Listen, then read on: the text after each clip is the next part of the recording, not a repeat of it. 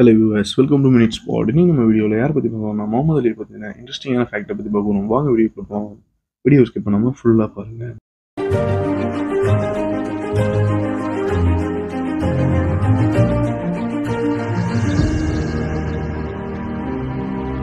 முகமது அலி வந்துட்டு ஒரு கருப்பின மக்களை சேர்ந்தவர். அதாவது அவங்கெல்லாம் நீக்ரோக்காரவங்கலாம் அந்த காலத்தில் என்ன பண்ணுவாங்கன்னா, ஒரு பெரிய குடும்பம் வெள்ளையர்கள் இருக்கும்போது அவங்க வந்து பெரிய குடும்பமாக இருக்கும்போது இந்த மாதிரி கருப்பினத்தை சேர்ந்த எல்லாரையுமே ஒரு அடிமையாக தான் வச்சுருப்பாங்க. அந்த அந்த காலத்தில் உள்ள பணக்காரங்களாக இருந்தாலும் சரி, இல்லை ஏழைகளாக இருந்தாலும் சரி, இந்த கருப்பினத்தை மக்களை மட்டும் ஒரு அடிமையாகவே வச்சு அவங்களுக்குன்னு பணிவிடை செய்கிற மாதிரி வச்சுருப்பாங்க. ஓகேவா? இந்த மாதிரி இருக்கும்போது முகமது அலியோடைய அந்த காலத்தில் அவர் பிறந்தப்போ அவருக்கு வைக்கப்பட்ட பேர் வந்து கேசியஸ் கிளே. அதாவது கேசியஸ் கிளேனா எதுக்காக அப்படி பேர் வச்சுருக்காங்கன்னா, அவங்களுடைய இப்போ எக்ஸாம்பிள் சொல்லணும்னா, இவங்க வேலை பார்க்குறாங்களே இவங்க அப்பா வேலை பார்க்குறவங்களோட முதலாளி ஒருத்தர் இருப்பார்ல, அவருடைய பேர்ல இருந்து பாதி பேரை தான் வைக்கணும் பிறக்கக்கூடிய குழந்தைகளுக்கு. அந்த மாதிரி ஒரு காலகட்டத்தில் தான் இவர் பிறக்கிறாரு.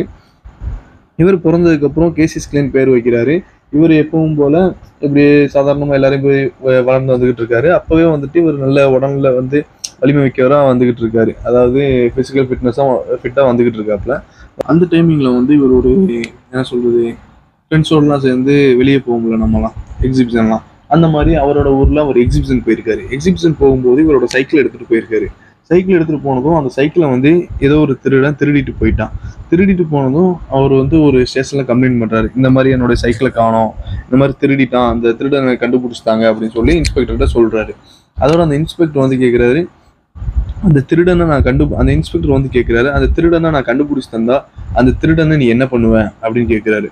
அந்த திருடனை நான் ஒரு பஞ்சு வைப்பேன் மூஞ்சிலேயே அப்படின்னு சொல்றாரு முகமது அலி. அப்போ சொல்லும் போதே இவர் கேட்குறாரு, பஞ்சு வைக்கிறதுனா உனக்கு சாதாரண விஷயம் கிடையாது, முழுமையாக பாக்ஸிங்கை பழகிக்கிட்டு தான் வைக்கணும், நான் வேணா உனக்கு பாக்ஸிங் சொல்லி தரவா அப்படின்னு சொல்லி கேட்குறாரு. அப்போ வந்து முகமது அலிக்கு வந்து பாக்ஸிங் மேலே ஒரு இன்ட்ரெஸ்ட் இருக்கு. அப்போ வந்து இந்த மாதிரி ஒரு ஆஃபர் பண்ணுறாப்புல ஒரு இன்ஸ்பெக்டர், அதோட அவர்கிட்ட சரின்னு சொல்லி அவர் கூட போகிறாரு. அப்புறம் அவர் தான் வந்து நம்ம முகமது அலியை வந்து ட்ரெயின் பண்ணுறாப்புல. அப்படியே ட்ரெயின் பண்ணி அவரை பெரிய பாக்ஸர் ஆகுறாப்புல. அந்த மாதிரி ட்ரெயின் ஆகி வந்த ஒரு பாக்ஸர் தான் இன்னைக்கு கிரேட்டஸ்ட்டுங்கிற வார்த்தைக்கு சொந்தக்காரராக இருக்கிறாரு. ஓகேவா? இந்த கிரேட்டஸ்ட் வார்த்தைக்கு சொந்தக்காரராக மட்டும் இருக்கிறது இல்லாமல் ஒரு மோட்டிவேஷன் ஸ்பீக் ஒன்று கொடுத்துருக்காரு, ஒரு வார்த்தை சொல்லியிருக்காரு. அது என்னன்னு பார்த்தீங்கன்னாக்கா, இந்த உலகத்தில் நீங்கள் என்னதான் எவ்வளோதான் கஷ்டப்பட்டு 2வது இடத்த பிடிச்சாலுமே இந்த உலகம் வந்து உங்களை மைண்டில் கூட வச்சிருக்காது. யார் முதல் இடத்துக்கு போய்க்கிறாங்களோ அவங்கள மட்டும்தான் இந்த உலகம் ஞாபகம் வச்சிருக்குன்னு சொல்லியிருக்காரு. இப்போ எக்ஸாம்பிளுக்கு சொல்லணும்னா, நான் இப்போ உங்கள்கிட்ட கேட்குறேன், இந்த வேர்ல்ட்லேயே நம்பர் 1 ரிச்சஸ்ட் பர்சன் யாருன்னு கேட்டால் இப்போ உள்ள எலான் மஸ்க் நீங்கள் சொல்லுவீங்க. இது 2வது பர்சன் யாருன்னு கேட்டால் சில பேருக்கு மட்டும் தான் தெரியும், ஜெஃப் பெசாசோஸ்ங்கிறது. அதுக்கப்புறம் 3rd பர்சன் யாருன்னு கேட்டால் யோசிப்பீங்க. ஓகேவா? இந்த மாதிரி எல்லா ஃபீல்டுலையுமே 2வது உள்ள யாரையுமே ஞாபகம் வச்சிருக்க மாட்டோம், ஃபர்ஸ்ட் உள்ளவங்களை மட்டும் தான் நம்ம ஞாபகம் வச்சிருப்போம். அந்த வார்த்தையை தான் அவர் அப்பவே அந்த சொல்லிட்டு போயிருக்காரு. அது மட்டும் இல்லாமல் அந்த வார்த்தையை நமக்கு ப்ராக்டிக்கலாக நமக்கு ப்ரூஃப் பண்ணி காமிச்சிருக்காரு. எப்படின்னா, ஃபர்ஸ்ட் இடத்துக்கு வந்துட்டு அவங்க தான் கிரேட்டஸ்ட்டுங்கிறத காமிச்சிட்டு போயிருக்காங்க. ஓகேவா? அது மட்டும் இல்லாமல் அவருடைய 18 வயசுலேயே குத்துச்சண்டையில் உள்ள எல்லா விருதுகளையுமே அவர் வாங்கியிருக்காரு, அவரோட 18 வயசுலேயே. அது மட்டும் இல்லாமல் ரோமில் ஒரு மேட்ச் நடக்குது. அந்த மேட்ச்சில் வந்துட்டு அவர் வின் பண்ணி கோல்டு மெடலை வின் பண்ணுறாப்புல. அந்த கோல்டு மெடலை வின் பண்ணியும் இந்த மக்கள் யாரும் அவரை வந்துட்டு பெரிய இதாக எடுத்துக்கிறல, ஒரு பாக்ஸராக நினச்சிக்கிறல, ஒரு சாதாரண கற்பின மக்கள் ஒருத்தராகவே அவரை வச்சுட்டு கண்டுக்கிறாம விட்டுட்டாங்க. அதுக்கப்புறமா அந்த காலத்திலேயே வேர்ல்டு ஹெவிவெயிட் சாம்பியன் லிஸ்ட்டில் இருக்கக்கூடிய முதல் இடத்துல இருக்கக்கூடிய சோனி லிஸ்ட்ங்கிற ஒருத்தர் கூட மேட்சுக்கு போகிறாரு. அந்த மேட்ச்சில் போகும்போது ரிங்குக்கு வெளியே உள்ள எல்லாருமே சொல்கிறாங்க, நீ அங்கே சண்டை போட்ட மாதிரிலாம் இவர்கிட்ட சண்டை போட முடியாது, இவர் ஒன்று ஒரே அடியிலே கொல்ல போகிறாரு, இறங்கி ஓடிடு அப்படி இப்படின்லாம் சொல்லி எல்லாரும் நல்லா பங்கமாக கலாய்க்கிறாங்க. கலாய்ச்சதுக்கு அப்புறமா இவர் என்ன பண்ணுறாருன்னா, இவர் ஒரே பஞ்சிலேயே அதுக்கு மொத்தமாக திருப்பி பதிலடி கொடுக்குறாரு.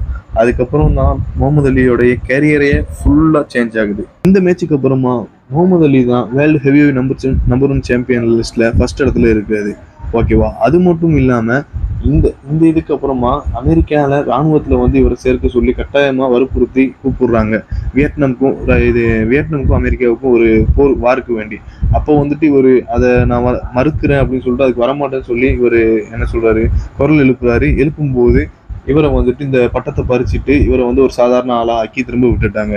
அதனால மட்டும் இல்லாமல் இவரை ஜெயிலையும் தூக்கி போட்டுட்டாங்க. ஏன்னா வியட்நாம் மக்கள் வந்து என்ன ஒரு என்ன சொல்றது, என்ன எந்த ஒரு டிஸ்டர்பன்ஸும் பண்ணதில்லை, என்ன துன்புறுத்துறதும் கிடையாது, அடிச்சதும் கிடையாது.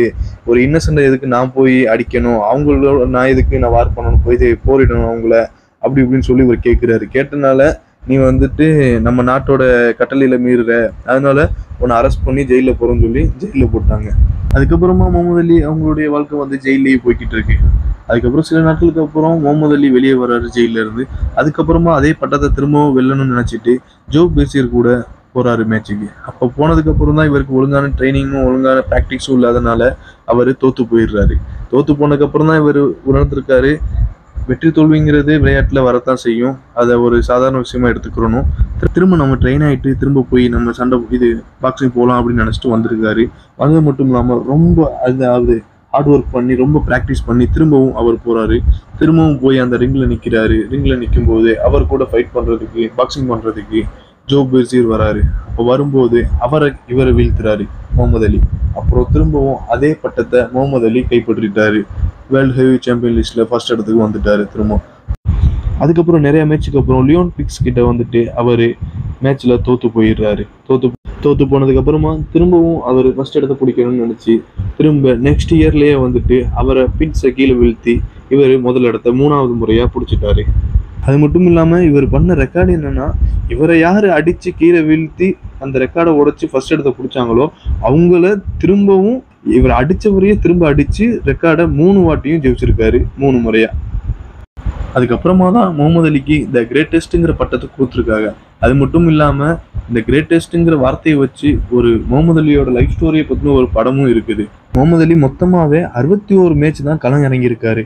அந்த 61 மேட்ச்ல 56 மேட்ச் அவர் வின் பண்ணியிருக்காரு, 5 மேட்ச் தோத்துருக்காரு.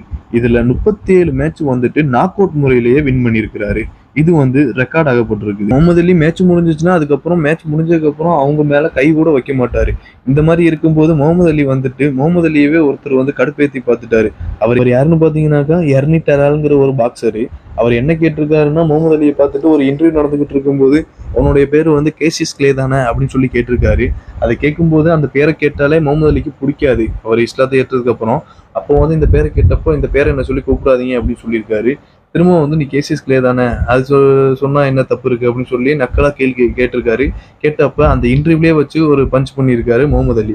அதோட அது மட்டும் இல்லாம ஒரு விஷயம் சொல்லியிருக்காரு, இதுக்கான ரிவெஞ்சை நீ என்னோட ஸ்டேஜ்ல ரிங்ல பாப்ப அப்படின்னு சொல்லிட்டு முகமது அலி வந்துட்டாரு.